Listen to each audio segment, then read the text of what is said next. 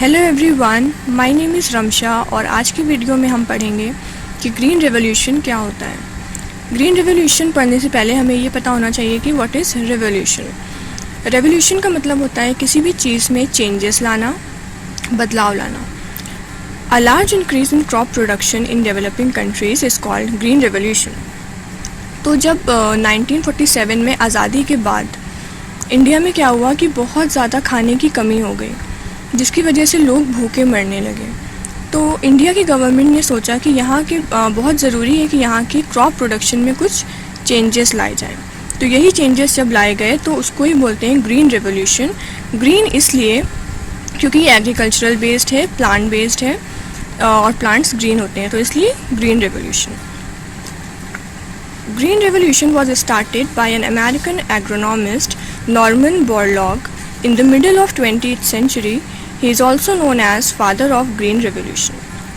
यहाँ पे एक बहुत इम्पॉर्टेंट पॉइंट है नोट करने वाला कि father of green revolution international level पे कहा जाता है नॉर्मन बॉरलॉग को, but in India father of revolution कहा जाता है MS स्वामीनाथन को, बिकॉज इनका बहुत बड़ा कंट्रीब्यूशन था इंडिया में ग्रीन रेवोल्यूशन में। So in India MS Swaminathan is known as father of green revolution और इन्होंने ये 1965 में स्टार्ट किया था। और इतना अच्छा इन्होंने उसमें अपना कंट्रीब्यूशन दिया कि जो फूड डेफिशिएंट इकनॉमी थी इंडिया की, जब खाने की बहुत ज़्यादा कमी थी, उसके बाद world's largest leading agricultural nation India बन गया। इतना ज़्यादा क्रॉप अच्छा प्रोडक्शन होने लगा और इतना अच्छा क्रॉप का प्रोडक्शन हो गया कि हम अपने क्रॉप्स जो है वो एक्सपोर्ट करने लगे। जो मेन रीजन्स थे जहाँ से ये स्टार्ट हुआ वो थे पंजाब, हरियाणा और उत्तर प्रदेश। यहीं से जो है ग्रीन रेवोल्यूशन को स्टार्ट किया गया और जो मेन क्रॉप्स थे जिन पे फोकस किया गया वो थे वीट और राइस। अब क्या चेंजेस लाए गए और कैसे क्रॉप प्रोडक्शन को इम्प्रूव किया गया, तो उसमें पहला है application of high yielding seeds HYV। पहले जो सीड्स होते थे वो इतने ज़्यादा अच्छी क्वालिटी के नहीं होते थे। लोग क्या करते थे कि जो पुराने वाले बीज होते थे, सीड्स होते थे, उसी को फसल में डाल देते थे, जिसकी वजह से ज़्यादा अच्छा प्रोडक्शन क्रॉप का नहीं हो पा रहा था। तो इसलिए गवर्नमेंट ने ये डिसीज़न लिया कि जो सीड की क्वालिटी है वो अच्छी यूज़ करी जाए, जिसकी वजह से क्रॉप प्रोडक्शन अच्छा हुआ। उसके बाद सेकेंड पॉइंट आता है यूज़ ऑफ केमिकल फर्टिलाइज़र्स। पहले जो हम यूज़ करते थे वो ऑर्गेनिक फर्टिलाइज़र्स का इस्तेमाल करते थे। ऑर्गेनिक फर्टिलाइज़र्स में आता है काउ डंग्स हो गया या ह्यूमस हो गया, dead and decaying plants and animals, इन सब का यूज़ किया जाता था। बट ग्रीन रेवोल्यूशन में केमिकल फर्टिलाइज़र्स का इस्तेमाल किया गया। Chemical fertilizers ammonium phosphate, ammonium sulphate, urea, इन सब से बनाए गए और इन केमिकल फर्टिलाइज़र्स को यूज़ करके जो क्रॉप की प्रोडक्टिविटी थी वो काफ़ी ज़्यादा इम्प्रूव हुई। उसके बाद जो नेक्स्ट आया वो था इरिगेशन। तो पहले क्या होता था कि सब किसान बारिश के ऊपर डिपेंड थे कि जब बारिश होगी और तभी फसल को, क्रॉप्स को पानी मिलेगा।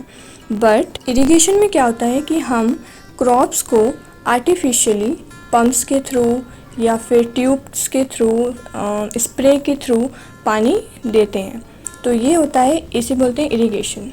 ठीक है, तो ये भी एक बहुत इंपॉर्टेंट फैक्टर है जिसकी वजह से क्रॉप की प्रोडक्टिविटी काफ़ी ज़्यादा इम्प्रूव हुई, क्योंकि पहले सिर्फ बारिश के थ्रू ही पानी मिलता था, बट अभी आर्टिफिशियली वाटर सप्लाई होने लगा। जो लास्ट आता है वो है weeding and pest control methods. Weeding का मतलब होता है अनवांटेड प्लांट्स। जो भी अनवांटेड प्लांट्स जिनकी ज़रूरत नहीं है वो जब निकल आते हैं खेत में तो उनको हटाना या उनको कंट्रोल करना, ये सब चीज़ें शुरू करी गई। उसके बाद पेस्ट मतलब इंसेक्ट्स वगैरह जो होते हैं उन पे कंट्रोल किया गया थ्रू पेस्टिसाइड्स। तो ये वो सारे फैक्टर्स हैं जिनकी वजह से इंडिया में क्रॉप की प्रोडक्टिविटी बहुत अच्छी हो गई और इतनी अच्छी हो गई कि पहले जो फूड की स्कार्सिटी थी वो ग्रीन रेवोल्यूशन के बाद world's largest leading agricultural nations बन गई, कि हमें अपने जो क्रॉप्स थे उसको एक्सपोर्ट करने लग गए हम लोग। तो ये था पूरा ग्रीन रेवोल्यूशन। इसमें जो इम्पोर्टेंट पॉइंट जो नोट करने वाला वो ये है कि father of green revolution India में कहा जाता है MS स्वामीनाथन को, बट इंटरनेशनल लेवल पे नॉर्मन बोरलॉग को फादर ऑफ ग्रीन रेवोल्यूशन कहा जाता है। तो यही है पूरा आपका ग्रीन रेवोल्यूशन। और ग्रीन इसलिए कहा जाता है क्योंकि एग्रीकल्चरल बेस्ड है, प्लांट बेस्ड है और प्लांट ग्रीन होते हैं, तो इसलिए ग्रीन रेवोल्यूशन। आई होप ये ग्रीन रेवोल्यूशन आप लोगों को क्लियर हो गया होगा। और अगर मेरे चैनल पे पहली बार आए हैं तो please do like, share and subscribe to my YouTube channel.